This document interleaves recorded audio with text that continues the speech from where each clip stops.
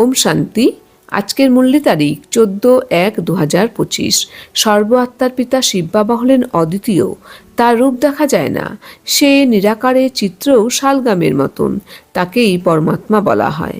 তাকেই বলা হয় নিরাকার। মানুষের মতো তার আকার নেই। অবশ্যই প্রত্যেক বস্তুর আকার রয়েছে। তার মধ্যে সর্বাপেক্ষা ক্ষুদ্র থেকে ক্ষুদ্রতম আকৃতি হলো আত্মার। পরমপিতা পরমাত্মা ব্যতীত আত্মার জ্ঞান কেউ দিতে পারে না। ড্রামা অনুসারে তিনি এই সঙ্গম যুগে এসে সহজ রাজযোগ শিক্ষা প্রদানের মাধ্যমে সদ্গতি প্রদান করেন।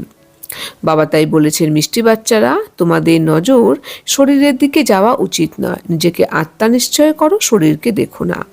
বাবা আমাদের বলছেন, বাচ্চারা, তোমরা সবসময় নিজেকে আত্মা নিশ্চয় করো। তোমরা কিন্তু কোনো সময় শরীরকে দেখো না। তোমাদের নজর দৃষ্টিভঙ্গি কোনো সময় শরীরের দিকে যাওয়া উচিত নয়। তোমরা তোমাদের কিন্তু আসল স্বরূপ, তোমরা নিজেকে আত্মা নিশ্চয় করেই চলো এবং অন্যকেও তোমরা আত্মিক দৃষ্টিকোণ দিয়েই দেখো। প্রশ্ন: প্রত্যেক ব্রাহ্মণ বাচ্চার কোন দুটি বিষয়ের উপরে বিশেষভাবে নজর দিতে হবে? উত্তর: পঠন পাঠনের উপর, দৈবী গুণের উপর। অনেক বাচ্চাদের মধ্যে রাগের অংশ মাত্রও থাকে না। অনেকে তো আবার ক্রোধের বশে অনেক লড়াই ঝগড়া করে। বাচ্চাদের মনে রাখা উচিত যে আমাদের দৈবী গুণ ধারণ করে দেবতা হতে হবে। কখনো ক্রোধের বশবর্তী হয়ে কথাবার্তা বলা উচিত নয়। বাবা বলেন, কোনো বাচ্চার মধ্যে যদি ক্রোধ থাকে তবে সে ভূতনাথ নেই। এমন ভূতে বশীভূতদের সঙ্গে তোমাদের কথা বলা উচিত নয়। বাবা আমাদের বলছেন যে প্রত্যেক ব্রাহ্মণ বাচ্চার কিন্তু পঠন পাঠনের উপর আর দৈবী গুণের উপর কিন্তু বিশেষভাবে নজর দিতে হবে। অনেক বাচ্চার মধ্যে দেখা যায় যে রাগের অংশমাত্র থাকে না। অনেকের মধ্যে দেখা যায় যে অনেক ক্রোধ থাকে। অনেক তারা কিন্তু ক্রোধের বশবর্তী হয়ে লড়াই ঝগড়া করে। বাবা তাই বলছেন, বাচ্চারা, তোমাদের কিন্তু কখনো ক্রোধের বশবর্তী হয়ে কথাবার্তা বলা উচিত নয়। এটি একটি বিকার, এটিকে তোমাদের ত্যাগ করা উচিত। বাবা তাই বলছেন যে এরকম কিন্তু বিকারূপী ভূতকে তোমরা নিজের থেকে দূর করে দাও। তোমরা কিন্তু এর বশীভূত হয়ে কিন্তু নিজের ক্ষতি করে দিও না।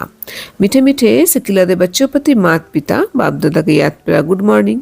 रूहानी बाप की रूहानी बच्चों को नमस्ते। हम रूहानी बच्चों की रूहानी बाप दादा को याद प्यारा गुड मॉर्निंग। नमस्ते नमस्ते नमस्ते। ধারণার জন্য মুখ্য সার নাম্বার 1, জ্ঞানের কথা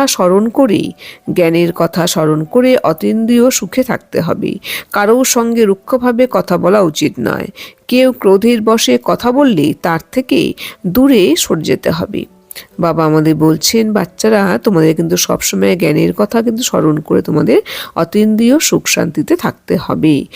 কোনো সময় কারোর সাথে কোনো সময় কিছু রুক্ষভাবে কিন্তু কথা বলবে না। কেউ যদি ক্রোধের বশীভূত হয়ে তোমাদের সাথে কথা বলে তখন কিন্তু তার থেকে তোমাদের দূরে সরে যাওয়া উচিত। তোমরা কিন্তু আবার সেই ক্রোধের বশীভূত হয়ে তার সঙ্গে তোমরা কোনো সময় রাগের বশীভূত হয়ে তোমরা রাগ দেখাবে না। তোমরা যদি তোমাদের কেউ রাগ দেখায় সে তো বিকারের বশীভূত হয়ে তোমাদেরকে রাগ দেখাচ্ছে, কিন্তু তোমাদের কি উচিত? তোমাদের কিন্তু তখন সেই মুহূর্তে কিন্তু নিজেকে সেই স্থান থেকে সরিয়ে নেওয়া উচিত। নাম্বার 2, ভগবানের উত্তরাধিকারী হওয়ার জন্য প্রথমে তাকে নিজের উত্তরাধিকারী বানাতে হবে। বুদ্ধিমান হয়ে নিজের সব কিছু বাবার কাছে সমর্পণ করে আসক্তি দূর করতে হবে। নিজের উপর নিজেকে কৃপা করতে হবে। বাবা আমাদের বলছেন যে আমাদের কি করতে হবে? ভগবানের উত্তরাধিকার হওয়ার জন্য কিন্তু প্রথমে আমাদের ভগবানকে নিজের উত্তরাধিকারী বানাতে হবে। যে বাবা, সব তোমার, আমার কিছুই নয়। বুদ্ধিমান হয়ে কিন্তু নিজের সব কিছু বাবাকে সমর্পণ করে দিতে হবে। যে বাবা, যা কিছুই আছে কিছুই আমার নয়, সবই তোমার। তার ফলে কি হবে? তার থেকে কিন্তু আমাদের আসক্তি কিন্তু দূর হয়ে যাবে। তখন সেগুলো কিন্তু বাবাই রক্ষণাবেক্ষণ করবেই। তো এইভাবেই কিন্তু আমাদের নিজের উপর নিজেকে কৃপা করতে হবে জ্ঞানের দ্বারা। বরদান: সাক্ষী হয়ে উঁচু স্টেজ থেকে সকল আত্মাদেরকে সাকাশ দিয়ে বাবার সমান অব্যক্ত ফেরেশতা হব। বাবা আমাদের বলছেন যে তোমরা সাক্ষী হয়ে উঁচু স্টেজের থেকে, অর্থাৎ সাক্ষী স্থিতিতে থেকে তোমরা সকল আত্মাদেরকে সাকাশ দিয়ে তোমরা বাবার সমান অব্যক্ত ফেরেশতা হয়ে ওঠো। স্পষ্টীকরণ: চলতে ফিরতে নিজেকে সর্বদা নিরাকারী আত্মা আর কর্ম করার সময় অব্যক্ত ফেরেশতা মনে করো। তাহলে সদা খুশিতে উপরে উঠতে থাকবে। ফেরেশতা অর্থাৎ উঁচু স্টেজে থাকা। এই দেহে দুনিয়াতে যা কিছু হতে থাকুক তোমরা সাক্ষী হয়ে সব পাঠ দেখতে থাকো আর সাকাশ দিতে থাকো। আর সাকাশ দিতে থাকো। সিট থেকে নেমে সাকাশ দেওয়া যায় না। উঁচু স্টেজে স্থিত হয়ে বৃত্তি দৃষ্টির দ্বারা সহযোগের কল্যাণের সাকাশ দাও, মিক্স হয়ে নয়। তখন যে কোনো প্রকারের বাতাবরণ থেকে সেফ হয়ে বাবার সমান অব্যক্ত ফরিস্তা ভবর বরদানি হতে পারবে।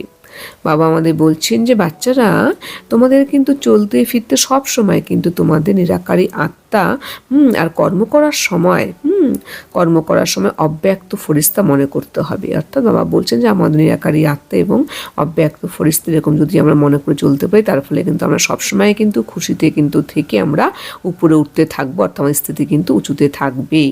ফরিস্তা মানে কি? ফরিস্তা অর্থাৎ যে সবসময় উঁচু স্টেজে থাকে।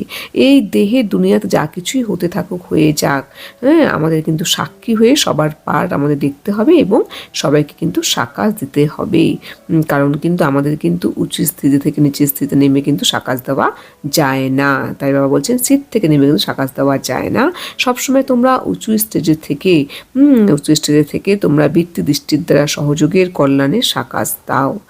তখনই দেখবে যে কোনো রকমের প্রকারের বাতাবরণ কিন্তু সেফ হয়ে তোমরা বাবার সমান অব্যক্ত ফরিস্তা বরদানি হতে পেরেছ।